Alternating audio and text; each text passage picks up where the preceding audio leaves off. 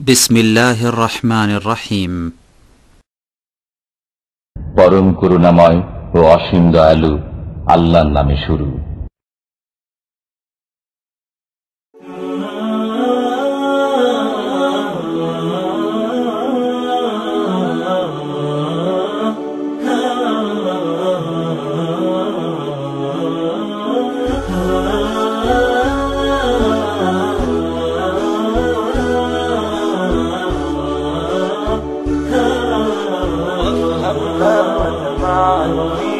يا ولدي هذه أبيات من ذهب نحوك أهديها، أحرفها كتبت من نور لنصائح قد جمعت فيها.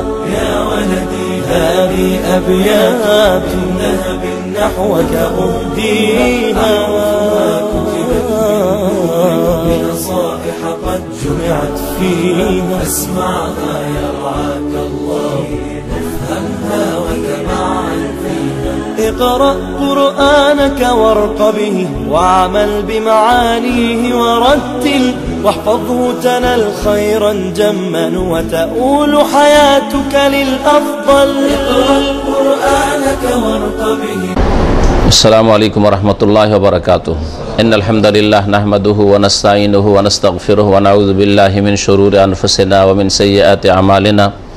من يهده الله فلا مضل له ومن يضلل فلا هادي له، وأشهد أن لا إله إلا الله وحده لا شريك له، وأشهد أن محمدا عبده ورسوله صلى الله تعالى عليه وعلى آله وصحبه وسلم تسليما كثيرا. أما بعد، فأعوذ بالله من الشيطان الرجيم.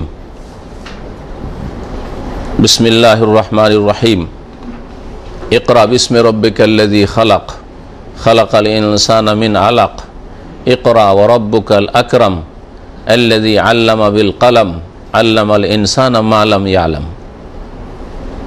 সম্মানিত দিনী ভাতৃমণ্ডলী, আল্লাহ পাক রব্বুল আলমিনের যাবতীয় প্রশংসা এবং রাসূলুল্লাহ সাল্লাল্লাহু আলাইহি সাল্লামের ওপর সালাত এবং সালামের পরে আমরা ইসলামী সেন্টার রাকাই আজকে শাওয়াল মাসের 17 তারিখ 1436 হিজরি রমজানুল মোবারকের পরে আবার আমরা নতুন করে এখানে আমাদের সাপ্তাহিক আলোচনা শুরু করছি। ইনশাআল্লাহ তাআলা আমাদের এই দিনই আলোচনা এখানে চলতে থাকবে, আল্লাহ পাক তৌফিক দিলে। আল্লাহ যেন আমাদের তৌফিক দান করেন। আমাদের এর আগে প্রায় 2 বছর ধরে এখানে ধারাবাহিক আলোচনা রবিবারে চলে আসছে। আমরা এতে কিতাবুত তাওহীদ অধিকাংশটা এখানে শেষ করেছি, আল্লাহর তৌহিদ একত্ব সম্পর্কে, ইসলামী আকিদা সম্পর্কে, আর বাকি অংশটুকু ইসলামী সেন্টার দাম্মামে শেষ করে পুরো কিতাবুত তাওহীদ শেষ করেছি। এটা আল্লাহ পাকের বিশেষ রহমত। এই দিয়ে আমার এই দাম্মামের জীবনে কিতাবুত তাওহীদ 2 বার করে শেষ করা হলো। কিতাবুত তাওহীদ পড়িয়ে 2 বার করে শেষ করা হলো। একবার অডিও রেকর্ড হয়েছে প্রথমবার, যেটা সুন্দর এডিটিং হয়েছে এবং সেটাও ইন্টারনেটে আছে। আর এই শেষবার ইসলামী সেন্টার রাকা এবং দাম্মা মিলে যেটা হয়েছে এটা ভিডিও রেকর্ড হয়েছে। সুতরাং অডিও শুনতে পারবেন, ভিডিও শুনতে পারবেন, ইন্টারনেটে শুনতে পারবেন, মেমোরিতে শুনতে পারবেন। পুরো তাওহীদ সম্পর্কে একটি গুরুত্বপূর্ণ কিতাবের আলোচনা, যাতে আপনার আল্লাহ পাক সম্পর্কে আকিদা সহি হতে পারবে ইনশাআল্লাহ। আর গুরুত্বপূর্ণ শিক্ষা বলে শেখ আল্লামা ইবনে বাজ রহমতুল্লাহ আলাইহির কিতাব, ওতে বেশ কিছু গুরুত্বপূর্ণ চ্যাপ্টার, অধিকাংশগুলি আমরা আলোচনা করেছি গত বছরে। এ হচ্ছে 2 বছরের আমাদের ফসল, যা ফলেছে আলহামদুলিল্লাহ এই রবিবারে। এখন আমরা ইনশাআল্লাহ তাআলা এরপরে হয়তো হাদিসের ক্লাস শুরু করব, কারণ হাদিস হচ্ছে রাসূলুল্লাহ সাল্লাল্লাহু আলাইহি সাল্লামের কথা, কাজ, অনুমোদন। হাদিস হচ্ছে কোরআন কারীমের পরে দলিল।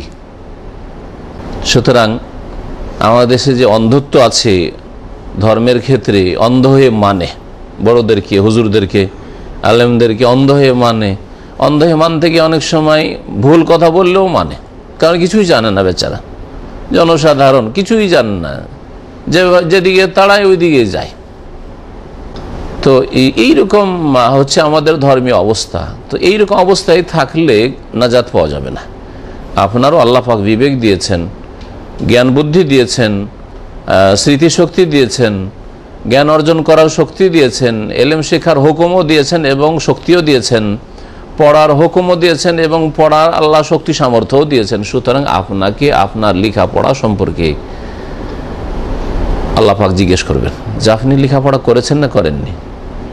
আল্লাহ, আমি স্কুল কলেজে তো লেখাপড়া করেছি, কিন্তু দিন ইসলাম আল্লাহ সম্পর্কে পড়াশোনা করেছেন, আল্লাহ রসুল সম্পর্কে পড়াশোনা করেছেন, আল্লাহ পাকের দিন কোরআন এবং হাদিস সম্পর্কে কি হালাল কি হারাম, কি জায়েজ কি না জায়েজ, নামাজ কেমন কোন তরিকায় পড়তে হয়, রোজা কিভাবে রাখতে হয়, বিধি বিধান ইত্যাদি, জাকাত, হজ, পর্দা, বৈধ অবৈধ, কি করব কি করব না, এটা ঠিক না ভুল ইত্যাদি এসব জেনেছেন। যখন জিজ্ঞাসা হবে তখন যদি বলেন যে না আমরা জানিনি, শুধু হুজুরকে জিজ্ঞেস করতাম, আমাদের মৌলানাকে জিজ্ঞেস করতাম, আলেমকে জিজ্ঞেস করতাম, যা বলতো তাই করতাম। আল্লাহ বলবেন যে তোর যে হুজুর ছিল সে তোকে কবরে সিজদা করতে, কবরে সিজদা করেছিস তুই, তোকে জানা শক্তি দিনি, সেই দিন কি জবাব দেবেন? সুতরাং প্রত্যেকের জ্ঞান অর্জন করা ফরজ। আর এই জ্ঞান দেওয়ার জন্য ইসলামিক সেন্টারগুলি, সৌদি আরবে ইসলামিক সেন্টারগুলি ইসলাম সম্পর্কে সঠিক জ্ঞান দেওয়ার জন্য। আর জ্ঞান অর্জন করতে হবে তিনটি বিষয় সম্পর্কে, যেদিকে ইঙ্গিত করলাম। আল্লাহ সম্পর্কে সঠিক জ্ঞান অর্জন করতে হবে, আল্লাহ রসুল সাল্লাল্লাহু আলাইহি সাল্লাম সম্পর্কে সঠিক জ্ঞান অর্জন করতে হবে, আল্লাহ পাকের দিন সম্পর্কে হালাল হারাম, জায়েজ না জায়েজ, নামাজ কেমন করে পড়বো ইত্যাদি ইত্যাদি মাসাইল জ্ঞান সঠিক অর্জন করতে হবে। এটা আপনার প্রথম ফরজ কাজ। নামাজ পড়ার আগে নামাজের তরিকা জানা ফরজ, রোজা রাখার আগে রোজার তরিকা জানা ফরজ, জাকাত দেওয়ার আগে জাকাতের পরিমাণ কতটা আমাকে লাগবে, কতটা পয়সায় কতটা লাগবে, কতটা স্বর্ণে কতটা লাগবে, এসব জানা ফরজ। হজ করার আগে হজ শিখা ফরজ। মক্কা যাবেন ওমরা করতে, সৌদি আরবে এসছেন, মক্কা যাওয়ার আগে ওমরা শিখা ফরজ, ওমরা করার আগে ওমরা শিখা ফরজ। দেখা দেখি চলে গেছেন আর এদিকে তাকাচ্ছেন ওইদিকে, যে যা করে তাই করেন। আজকালকার অধিকাংশ মুসলিমদের ওমরা হচ্ছে যে যা করে তাই করে, যে যেখানে চুমা দিল ওখানে ও চুমা দিল, একেবারে অন্ধ। এইভাবে আল্লাহ কোনো ইবাদত কবুল করবেন না। কারণ দিন ইসলামে আগে এলম ফরজ করা হয়েছে, তারপরে আমল ফরজ করা হয়েছে।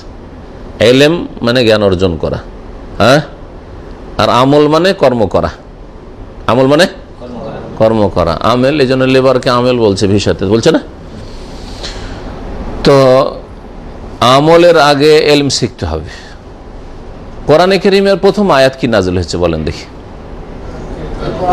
হ্যাঁ, কোন সূরা নাজিল হয়েছে? সূরা আলাকের প্রথম 5টি আয়াত নাজিল হয়েছে। এই 5টি আয়াতে আল্লাহ কি বলেছেন সংক্ষেপে বলছি। প্রথম শব্দ হচ্ছে ইকরা। ইকরা মানে পড়ো, ইকরা মানে পড়ো। কি পড়বেন? ডাক্তারি পড়ো শরীর ভালো করার জন্য, ইঞ্জিনিয়ারিং পড়ো বিল্ডিং বানাবার জন্য আর ব্রিজ বানাবার জন্য, হ্যাঁ হ্যাঁ, মেকানিক্যাল কেমিক্যাল পড়ো, হ্যাঁ, এরোপ্লেন পড়ো, ইলেকট্রনিক পড়ো, এ কথা বলেছেন। ইকরা বিস্মে রব্বিকা, তোমার রবের নামের সাথে পড়ো। শুরু করতে হবে পড়া, কোন পড়া দিয়ে? হ্যাঁ, স্কুলের জেনারেল শিক্ষা দিয়ে নয়, বরং তোমার রবের নাম দিয়ে পড়া শুরু করতে হবে। রবের নাম সম্পর্কে জানতে হবে, রবের গুণাবলী সম্পর্কে জানতে হবে, আসমা সিফাত সম্পর্কে, রবের কাজ সম্পর্কে জানতে হবে, রবের প্রভুর প্রতিপালকের ইবাদত সম্পর্কে জানতে হবে। বিস্মে রব্বিকা, ওখান থেকে শুরু করতে হবে। তারপরে বাকি দুনিয়ার শিক্ষা ইসলামে নিষেধ নেই। তারপরে আপনি ডাক্তার হন, ইঞ্জিনিয়ার হন, বৈজ্ঞানিক হন, কিন্তু মুসলিম হইতে হবে। মুসলিম কখন হবেন? যখন আল্লাহর নাম দিয়ে পড়া শুরু করবেন, আল্লাহ সম্পর্কে জানবেন।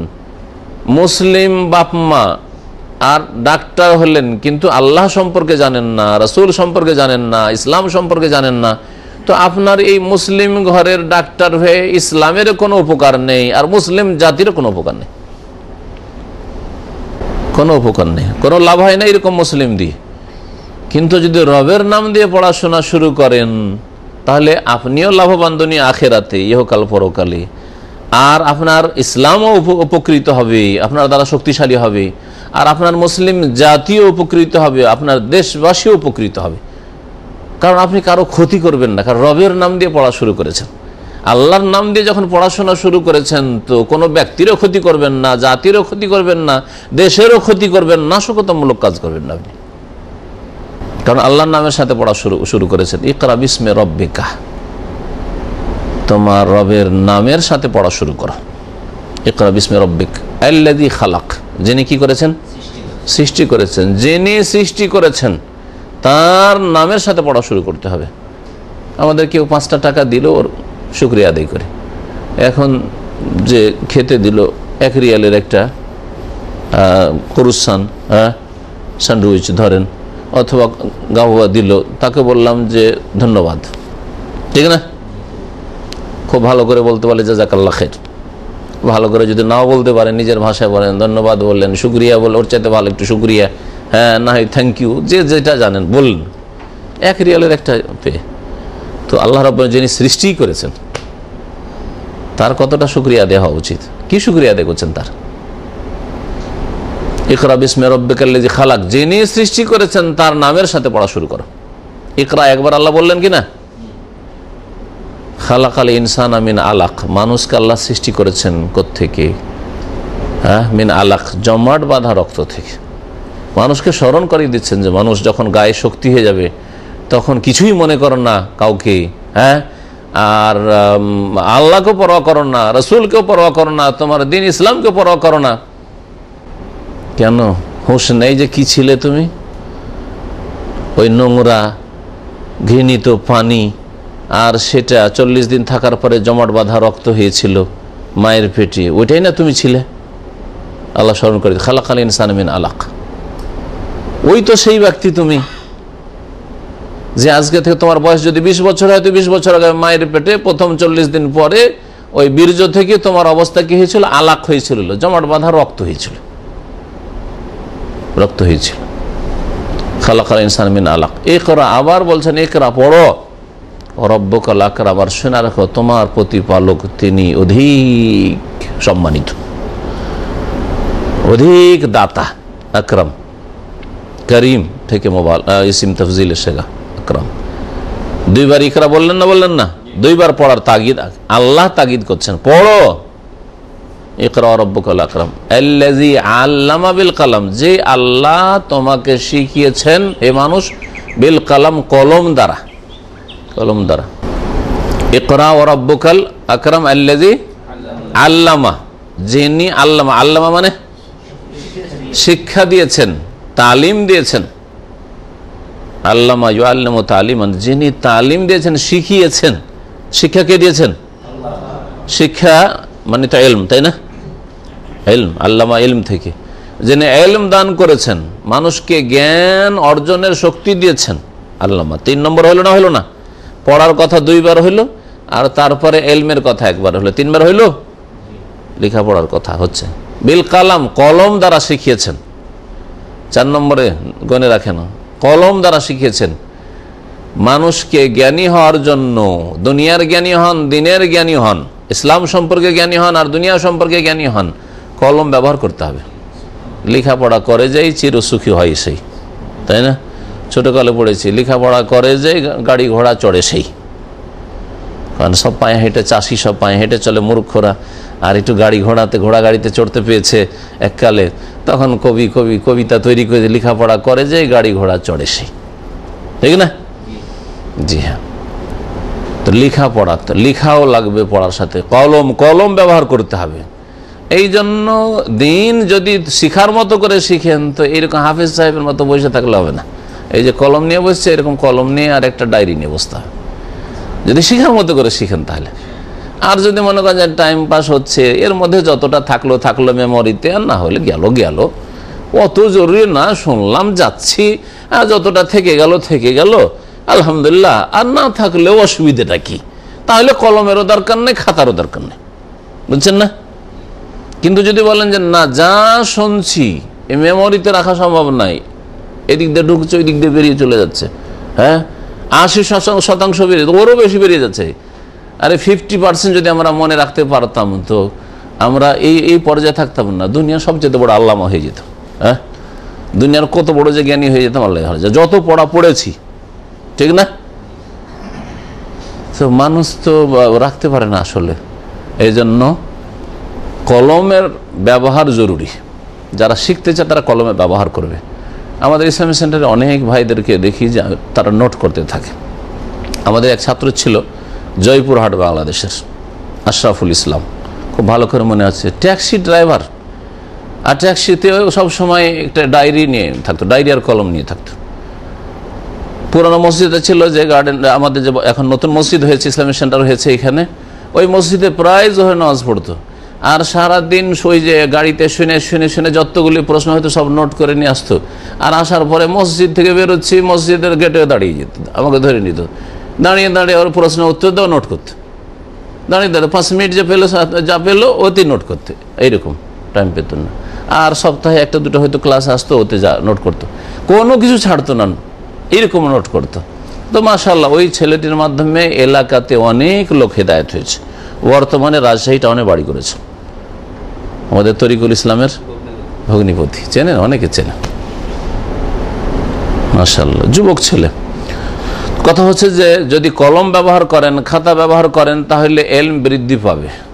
ওই যে 80% ভুলে যাচ্ছেন, ওটার কিন্তু মেন পয়েন্টগুলি কাগজে আছে, খাতায় আছে। একটা রিভাইজ দিলে কিন্তু আবার ওতে নতুনত্ব চলে আসে, রেনুয়াল হয়ে গেল, না রে এগুলো তো পড়েছিলাম, না হলে কিছুই মনে থাকবে না। এই ফায়দা আছে। এলেম কলম দিয়ে 4 বার হইল। তারপরে আল্লাহ কি বলছেন? আল্লাজি আল্লাহ বিল কালাম আল্লামাল ইনসান মা লাম ইয়ালাম। মানুষকে আল্লাহ শিখিয়েছেন মা লাম ইয়ালাম, যা মানুষ জানতো না, শিখিয়েছেন যা জানতো না। তাহলে এলেম শব্দটি 3 বার ব্যবহার হয়েছে।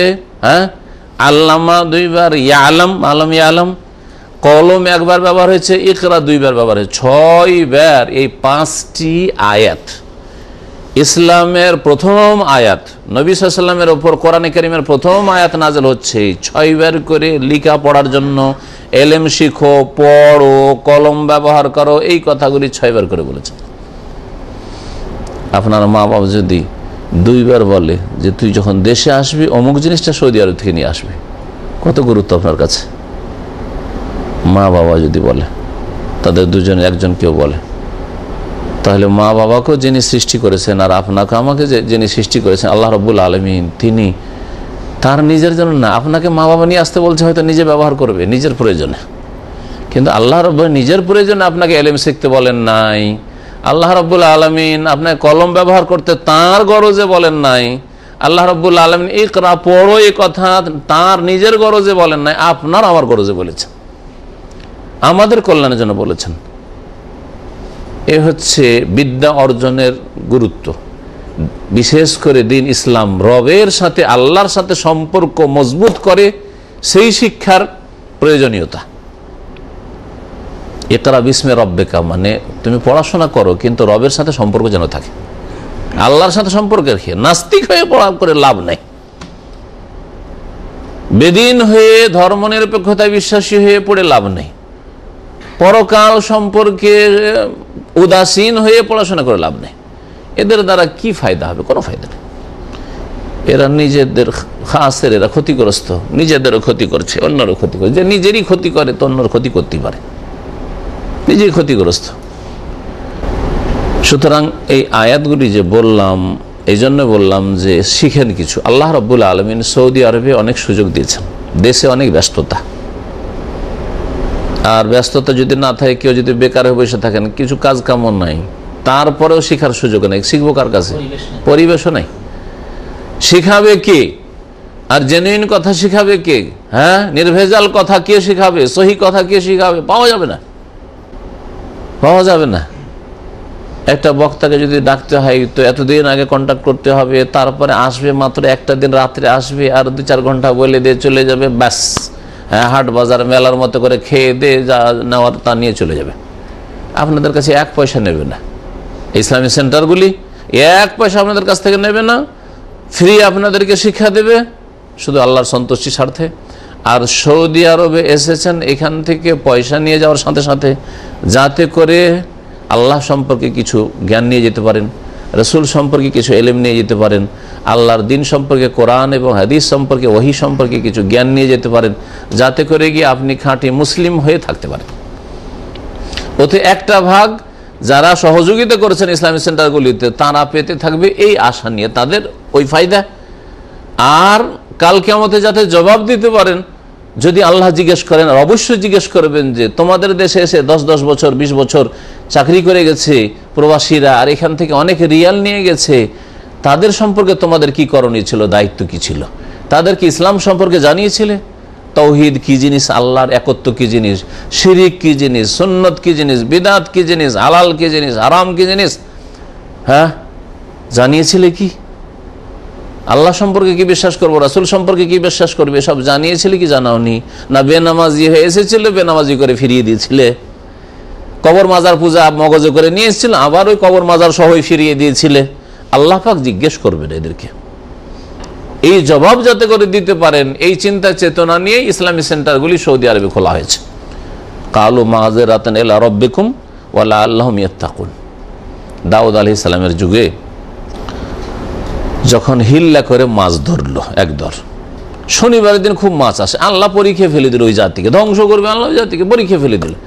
শনিবারের দিন দাউদ আলাইহিস সালামের সুন্দর খুতবা হয়, মাছ নদীর কিনারায় চলে আসে, এত বেশি মাছ আসে, রবিবার হলে আর মাছ পাওয়া যায় না, 6 দিনে একেবারে মাছ নেই, শনিবারে মাছ পাওয়া যায়। এদিকে মাছ আছে শনিবারে, আর আল্লাহ নিষেধ করে শনিবারে মাছ ধরতে পারবে না।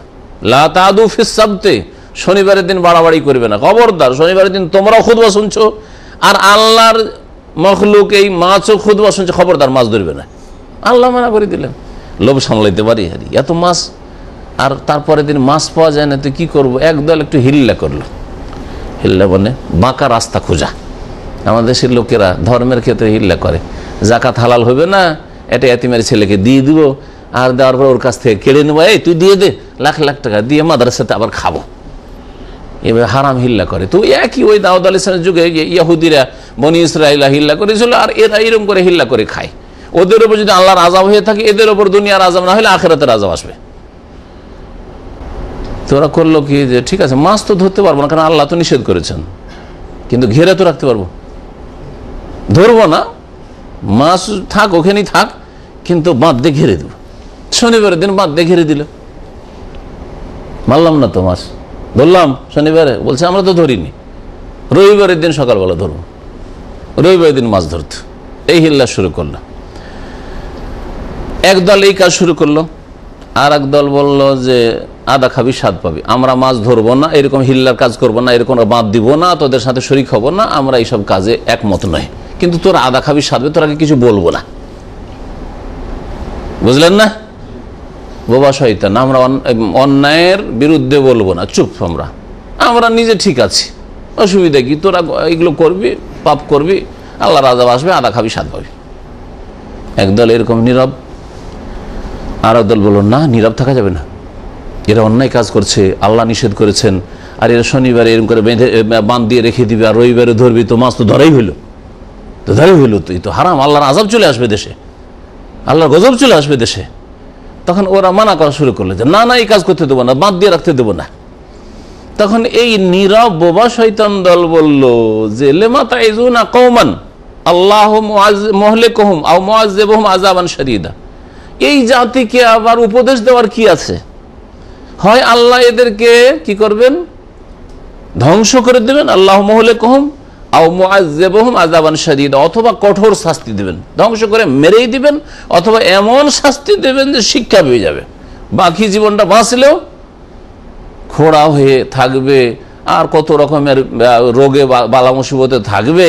এই হারাম মাছকে আল্লাহ নিষেধ করেছেন, আদা খাবে স্বাদ পাবে, কি দরকার উপদেশ? লেমা তাইজুন, কেন ওয়াজ করতে যাচ্ছ এদেরকে, কেন বুঝাইতে যাচ্ছ, কেন নিষেধ করতে যাচ্ছ? এই যে নীরব পক্ষ যারা নিষেধ করছিল, এইরকম কাজ করিও না, বাদ দিয়ে রাখিও না, ওদেরকে এরকম কথা বললো। তখন জবাবে এই নেক লোকগুলি যারা নিজেরাও মাছ ধরেনি, এই হিল্লা করেনি, বাদ দিয়ে রাখে নেই, আর প্রতিবাদও করেছিল, উপদেশ দিয়েছিল যে তোমরা এরকম কাজ করিও না, তোমরা ধ্বংস হবে, কিন্তু আল্লাহর আযাব আসবে। ওরা বললো যে দেখো, কেন এদেরকে বুঝাবো না, বুঝাইতে হবে, আমাদের এটা দায়িত্ব। কালু তারা বলেছিল মাযিরাতান ইলা রাব্বিকুম, আল্লাহর কাছে ওযর পেশ করতে পারবো, আল্লাহ গো আমরা তো মাছ ধরিনি, আর এইরকম হিল্লা বাহানা করে আমরা ওইরকম বাঁধ দিয়েও রাখিনি, আর এদেরকে নিষেধও করেছিলাম তারপরও মানেনি। কাল কিয়ামতে যদি আল্লাহ এদেরকে বারণ কেন করনি, মানা কেন করনি, তো বলতে পারে আল্লাহ নিষেধ করেছিলাম, বারণ করেছিলাম। মাযিরাতান ইলা রাব্বিকুম। 2 নম্বর উদ্দেশ্য হচ্ছে ওয়ালা আল্লাহুম ইয়াত্তাকুন, হইতে পারে যে আমরা বুঝাইলে উপদেশ দিলে তারা এই গুনাহ থেকে বাঁচবে, সংশোধন হবে। তো বলছিলাম যে সৌদি আরবের সরকার এবং সৌদি আরবের এখানকার ভালো মানুষরা ইসলামিক সেন্টারগুলি আপনাদের স্বার্থে খুলেছেন, এই জন্য যে যাতে করে আমরা এখান থেকে উপকৃত হয়ে মুত্তাকি হতে পারি, লাআল্লাহুম ইয়াত্তাকুন, গুনাহগুলো ছেড়ে দিতে পারি। আমরা শিরকের গুনাহ করতাম, ছেড়ে দিয়েছি, বিদআত করতাম, ছেড়ে দিয়েছি, বেনামাজি ছিলাম, আলহামদুলিল্লাহ নামাজি হয়ে গেছি, হারাম খেতাম, হারাম খাওয়া ছেড়ে দিচ্ছি। কেন? ইসলামিক সেন্টারে এসে ভালো কথা শিখেছি, সেই জন্য। এটা একটা ফায়দা, লাআল্লাহুম ইয়াত্তাকুন। আর যদি নাই কেন শুনলেন না, শুধু রিয়াল নিয়ে এখান থেকে চলে গেলেন, তাহলে আল্লাহর কাছে এটা ওজর পেশ করতে পারে, আল্লাহ গো এরাকে অন্ধ রাখিনি, সবকে জানিয়েছিলাম, সবকে শিখাবার ব্যবস্থা করেছিলাম, রিয়ালের সাথে সাথে এদেরকে কোরআন হাদিসের এলেম দেওয়ারও চেষ্টা করেছিলাম।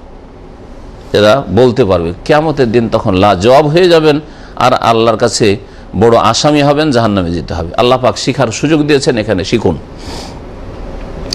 যখন কিছু শিখলেন, শিখার পরে হচ্ছে কাজের পালা, শিখার পরে কাজের পালা। শিক্ষা সম্পর্কে আরেকটি আয়াত বলি, আল্লাহ পাক রব্বুল আলামিন সূরা আলে ইমরানে বলেছেন ফাআলাম আন্নাহু লা ইলাহা ইল্লাহু, জানো, ফাআলাম এলেম থেকে, জানো মানে শিখো। তাহলে কি শিখতে হবে? প্রথম কথা যেটা শিখতে হবে যে আন্নাহু লা ইলাহা ইল্লাহু, আল্লাহ ছাড়া কেউ সত্য উপাস্য নেই, আল্লাহ ছাড়া কারো ইবাদত বন্দেগী করব না, এই কথা প্রথম শিখতে হবে। আর সৌদি আরব এমন একটা দেশ, এই দেশে এই শিক্ষা পাবেন আল্লাহ ছাড়া কারো উপাসনা নেই, পূজা নেই, হ্যাঁ, কারো কাছে এই আশা নেই যে আমাকে ছেলে দিতে পারবে, মেয়ে দিতে পারবে, রোগ ভালো করতে পারবে, বালা মুসিবত দূর করতে পারবে, মনস্কামনা পূরণ করতে পারবে, এইসব নেই। আল্লাহ পাকের মসজিদ ছাড়া এখানে কোনো আস্থানা নেই, না চার্চ গির্জা আছে, না মন্দির আছে, না মাজার আছে, কারণ এই সবগুলিতে আল্লাহ ছাড়া অন্যকে ডাকা হয়। মসজিদ ছাড়া এই সবগুলিতে আল্লাহ ছাড়া অন্যকে ডাকা হয়। এমন কোনো দেশ পাবেন না পৃথিবীতে, সৌদি আরব ছাড়া হয়তো, যেখানে আল্লাহ ছাড়া অন্যকে সেজদা করা হয় না। কেউ দেবদেবীকে, দুর্গাকে সেজদা করেছে, কেউ দরগাহে সেজদা করছে। কিন্তু সৌদি আরব আলহামদুলিল্লাহ এখানে পাবেন কিছুই পাবেন না। এখানে পাবেন যে আল্লাহ এবং রসুলের তরিকাতে আছে। নামাজের আজান হইলে দোকান পাট বন্ধ হয়ে যায়। এখানে সারা পৃথিবীর কোথাও খুঁজে পাবেন না, সারা দুনিয়া ঘুরে আসেন, কোথাও পাবেন না যে আজান হলো সেই জন্য দোকান বন্ধ হয়ে গেল, কারখানা বন্ধ হয়ে গেল, কাজ করো বন্ধ করা বাধ্যতামূলক সরকারের তরফ থেকে, এখন নামাজ পড়ো, জি, কোথাও পাবেন নাই, একমাত্র সৌদি আরবে পাবেন। তো এখান থেকে অনেক কিছু শিখার আছে। আল্লাহ পাক রব্বুল আলামিন যেন আমাদেরকে শিখার তৌফিক দান করেন। আর শিখার পরে কাজের পালা, শিখার পরে আমল করতে হবে। যদি আমল না করেন, যদি শিখেন আর আমল না করেন তো এক মুসিবত, আর শিখলেন না আমলও করলেন না তো আরো বড় মুসিবত। আরবি একটা কবিতা আছে, ফাইন কুনতা তাদরি ফাতিলকা মুসিবাতুন ওয়াইন কুনতা লা তাদরি ফাল মুসিবাতু আযামু। তুমি যদি জানো শিখো, শিখার পর আমল না করো, ফাতিলকা মুসিবাতুন, জানো যে নামাজ ফরজ, জানো যে ফজর নামাজ 5 টাইম আল্লাহ ফরজ করেছেন, মেরাজে 5 ওয়াক্ত নামাজ এসেছে, জানো তুমি, জানো যে এটা রমজান মাস, রোজা রাখতে হবে, জানো যে এটা হারাম, বোঝা গেছে? ফাইন কুনতা তাদরি, জানো তারপর আমল করো না, ফাতিলকা মুসিবাতুন, তাহলে এটা একটা বড় মুসিবত তোমার জন্য যে জেনে আমল করো না। ওয়াইন কুনতা লা তাদরি, আর জানো না হালাল না হারাম তাই জানি না, নামাজ যে 5 ওয়াক্ত ফরজ তাই জানি না, নামাজের তরিকাই জানলাম না, জানি না, হ্যাঁ জানি না কিছু, নামাজের গুরুত্বই জানি না যে নামাজ ছাড়লে মুসলিম থাকে না, এই কথা জানি না, রোজা ছাড়লে কাবিরা গুনাহ হয়, জেনার চাইতে বড় গুনাহ, মদ খাওয়ার চাইতে বড় গুনাহ হয় রোজা ছাড়লে, জানি না। ওয়াইন কুনতা লা তাদরি, যদি না জানো, ফাল মুসিবাতু আযামু, তাহলে আরো বড় মুসিবত, আরো বড় মুসিবত। এই জন্য আল্লাহ রাব্বুল আলামিন সূরা ফাতিহাতে মানুষকে 3 ভাগে ভাগ করেছেন, মানুষকে 3 ভাগে ভাগ করেছেন। একদল মানুষকে বলেছেন আন আমতা আলাইহিম, যাদেরকে আল্লাহ তুমি পুরস্কৃত করেছ। আল্লাহর পুরস্কার কারা পায়? যারা জানলো এবং মানলো, পালন করলো, জানার পরে যারা আমল করলো, এলেম শিখলো, আমল করলো, এরাকে আল্লাহ পুরস্কৃত করবেন। হ্যাঁ, ইহদিনাস সিরাতাল মুস্তাকিম সিরাতাল্লাযিনা আনআমতা আলাইহিম, যাদেরকে তুমি পুরস্কৃত করেছো তাদের পথ দেখাও। তাহলে আপনি তো আল্লাহর কাছে সূরা ফাতিহা মুসলিম হিসাবে দোয়া করেছেন যে আল্লাহ যারা পুরস্কার পেয়েছে তোমার পক্ষ থেকে তাদের রাস্তায় চালাও। তো তারা তো ওরা, তাদের সংজ্ঞা হচ্ছে যারা এলেম শিখলো, জানলো ইসলাম, আর ইসলাম জানার পরে পালন করলো, ফরজ ওয়াজিব আদায় করলো, হারাম নাজায়েজ থেকে বেঁচে থাকলো, আল্লাহ যা করতে বলেছেন করলো, আল্লাহ যা নিষেধ করেছেন তা থেকে বিরত থাকলো, ওরা হচ্ছে পুরস্কৃত। এক দল, সারা বিশ্বের মানুষকে 3 ভাগে ভাগ করেছেন আল্লাহ সূরা ফাতিহায়, এটা হচ্ছে এক দল। দ্বিতীয় দল সিরাতাল্লাযিনা আনআমতা আলাইহিমের পরে আল্লাহ কি বলছেন? গায়রিল মাগদুবি আলাইহিম, ওদের রাস্তায় চালাইও না আল্লাহ, যাদের ওপর তোমার গজব হয়েছে, তোমার ক্রোধ হয়েছে, আল্লাহর গজব যাদের উপর পড়েছে তাদের দলে শামিল করিও না। এটা আবার কোন দল? এই দল সম্পর্কে সকল তাফসীরকার একমত যে ওই দলটির উপর আল্লাহর গজব যারা জানে তারপরেও পালন করে না, জানে তারপরও পালন করেন না। তো আপনি তো সূরা ফাতিহায় একজন মুসলিম হিসেবে দোয়া করছেন আল্লাহ ওদের রাস্তায় চালাও না আল্লাহ, যাদের উপর তোমার গজব পড়েছে। ওরা কারা? যারা জানলো না, শিখলো না, মানলো না। তাহলে যদি সৌদি আরবে এসে আপনি এলেম শিখলেনও না আর আমলও করলেন না, আগেও বেনামাজি ছিলেন, নামাজের তরিকা আগেও জানতেন না, এখনও জানলেন না, আর নামাজ পড়লেনও না, আপনি হালাল হারাম বেছে চললেন না, আপনার শুধু পেট পূজা দরকার, গরু ছাগলে যেমন পেট পূজা সকাল হলে দরকার, পশু পাখির ওই রকমই আপনার পেট পূজা ছাড়া আর কোনো চিন্তা নেই, তাহলে মাগদুব আলাইহিম, মাগদুব আলাইহিম কি বললাম? মাগদুব আলাইহিম, মাগদুব আলাইহিম তাফসিরে কি বললাম? তাফসিরকাররা বলছেন, মনে ভুল বলেছি, যারা জানলো না মানলো না এটা বলেছি না, জানলো, যারা জানলো, জানার পরে মানলো না, তাহলে ঠিকই বলেছি, আমার কথা ঠিকই আছে, আপন গিয়ে আছে, ঠিক আছে না? তো মাগদুব আলাইহিম যারা জানলো, জানার পরেও কে এমন মুসলিম আছেন যে 5 ওয়াক্ত নামাজ ফরজ জানেন না? জানেন না? জানেন না? নতুন বাইরে জিজ্ঞেস করে 5 ওয়াক্ত নামাজ ফরজ জানা আছে? তার মধ্যে একটা ফজর জানা আছে। ফজরে কয় রাকাত নামাজ পড়তে হয়? 2 রাকাত সুন্নাত, 2 রাকাত ফরজ জানা আছে না নেই? জানার পরে যদি আমল না করেন তো মাগদুব আলাইহিম। ভালো করে শুনেন, রোজা রমজানের ফরজ না? ফরজ নয়? হ্যাঁ, বোঝা গেছে? জানেন, জানার পরে যদি রোজা ছাড়েন অথচ আপনি অসুস্থ না আর সফরও না, তাহলে গজব পড়বে আল্লাহ পাকের, মাগদুব আলাইহিম আল্লাহ বলেছেন। আর তারপর আল্লাহ কি বলেছেন? ওয়ালাদ-দাল্লিন, 3 নম্বর সারা দুনিয়ার মানুষ, 3য় শ্রেণীর মানুষ হচ্ছে যে আল্লাহ ওদের রাস্তায় চালায় না যারা দল্লিন হয়ে পথভ্রষ্ট হয়ে গেছে, রাস্তা হারিয়ে ফেলেছে, গোমরাহ যারা হয়ে গেছে, পথভ্রষ্ট হয়ে গেছে, রাস্তা হারিয়ে ফেলেছে, জান্নাতের রাস্তা হারিয়ে দিয়ে জাহান্নামের রাস্তায় চলছে। এরোপ্লেন যখন চলে আপন রুটে যদি রুট হারিয়ে দেয় আর যে তার সম্পর্ক ছিল, সেই সম্পর্ক যদি ছিন্ন হয়ে যায়, যেখান থেকে উড়ান দিয়েছে, তাহলে ওই প্লেন কোনোদিন বাঁচবে না ধ্বংস হয়ে যাবে? ধ্বংস অনিবার্য। তো দল্লিন হলো ওরা যারা জান্নাতের রাস্তা হারিয়ে দিয়েছে। জান্নাতের রাস্তা হারিয়ে দিলে আর কি বাঁচবে? জাহান্নামে যাওয়া নিশ্চিত। এরা কারা? দল্লিন হচ্ছে ওই সব লোকেরা যারা জানলো না, শিখলো না আর পালনও করলো না। জানলো না, নামাজের তরিকা জানে না, সূরা ফাতিহা মুখস্থ নেই, 5টা 10টা সূরাও মুখস্থ নেই, ছোট ছোট সূরাগুলি, আর নামাজ কেমন করে পড়তে হবে তাও জানে না। আমাদের সে বেশ কিছু ছোটকাল থেকে দেখেছি, বিয়ে শাদীতে বরযাত্রীতে গিয়েছি, ছোট থেকে গিয়ে দেখেছি যে নতুন জামাই জীবনে তো নামাজ পড়েনি, কিন্তু বিয়ে করতে ওই দিন তো নামাজ পড়বে, নামাজ পড়তে যায় ওর এদিকে তাকাইছে, কি করতে হবে, এরপরে কি করতে হবে জানে না, ওর এদিকে দেখছে কি করতে হবে, ও দেখছে ঝুঁকলো রে, তো ঝুঁকে, ওটাও জানে না যে ঝুঁকতে হয়, কি করতে হয়, আচ্ছা রুকু আগে না সিজদা আগে তাও জানে না, ও বোকার বোকা। তো যার ফলে ও এইদিকে তাকাচ্ছে, ওর ওইদিকে তাকাচ্ছে, এর হলো দল্লিন। দল্লিন রাস্তা জান্নাতের হারিয়ে দিয়েছে, জানেও না পালনও করে না। তো নামাজের যারা তরিকাও শিখলেন না, ইসলামী সেন্টারে এসে কিছু শিখলেনও না, না না শিখবো না। এক শ্রেণীর মূর্খ আছে আমাদের সমাজে, ওরা বলছে বেশি শিখলে ঝামেলা আছে, বেশি শিখলে কি আছে, ঝামেলা আছে। এক মূর্খ এরকম বলছে যে আমার ওয়াইফকে আমি ইসলামিক সেন্টারে নিয়মিত কারণে আসি না, বেশি শিখলে আবার ঝামেলা আছে। জল্লিন পার্টি এগুলো সব, এগুলো সব জল্লিন পার্টি। ও শিখলেও না, বেশি পালন করবে না, শিখলেই ঝামেলা আছে রে, ওর অত শিখার দরকার নেই। তাহলে জল্লিন। 3 শ্রেণী ছাড়া সারা দুনিয়ায় কোনো মানুষ নেই। ইহুদিরা ইসলাম সম্পর্কে জানতো, নবীকে চিনতো, তারপরে মানেনি, ওদেরকে মাগদুব আল্লাহ বলেছেন। খ্রিস্টানরা জাহেল মূর্খ ছিল, কিছু জানতো না, অন্ধ সব, সেজন্য ওদেরকে আল্লাহ দল্লিন বলেছেন। আর মুসলিমদেরকে আল্লাহ বলেছেন আনামত আলাইহিম, আল্লাহর নিয়ামত এদের উপর হয়েছে। বোঝা গেছে? তো খাঁটি মুসলিম যদি হন, এলেম শিখতে হবে, আমল করতে হবে, তাহলে আল্লাহর পুরস্কার পাবেন। আর যদি বলেন যে জানবো, ঠিক আছে জানবো, কিন্তু আমল করব না, তাহলে ইহুদিদের সারিতে দাঁড়িয়ে গজব পড়বে। আর যদি বললেন যে ভাই বেশি জানবো না, অত পালন করতে পারবো না, তাহলে খ্রিস্টানদের দলে সামিল হয়ে গোমরা হয়ে জাহান্নামে যেতে হবে।